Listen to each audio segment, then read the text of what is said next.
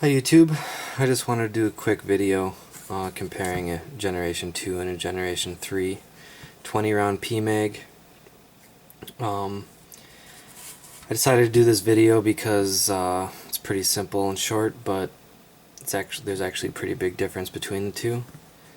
The reason why you'd want a 20 round Pmag is it does help a lot with shooting from the prone position, and any time where maybe weight might be an issue. But anyways, I'll get right to it. As you can see, there's a pretty big difference in size compared to the two. The Generation 2 is a straight magazine, whereas Generation 3 is curved, just a little bit. This makes it so that if you look, I put them flat.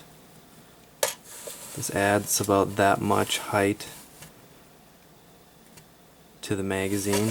So not a whole lot, but it is a little bit longer than the Generation 2, which is a straight magazine.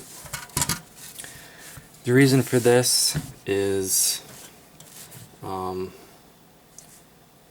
the reason why there's such a major change is that one of the big ideas behind the Generation 3 Pmags is to make them more compatible with other rifles than just AR-15s. So like the 30 rounders, this 20 round Pmag is going to work in other non-AR platforms, like an H&K 416, whatever. There's a lot of them out there that take GI type mags, and the Generation 3s will allow Pmags to actually work in those rifles, whereas you could have some issues trying to run a Generation 2 Pmag in those non-AR platform rifles. From my other video, you might remember that Generation 2 dust cover will fit on a Generation 3, but a Generation 3 will not fit on a Generation 2. Just for fun, we'll very quickly we'll take the spring out just to check and see how different they might be. They do come off differently. One from the front, one from the back.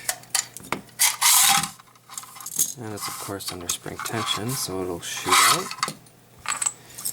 And you can see here that it is a little bit, the magazine body itself is a little longer, but the spring itself is much longer. It still has a improved Generation 3 follower, has a better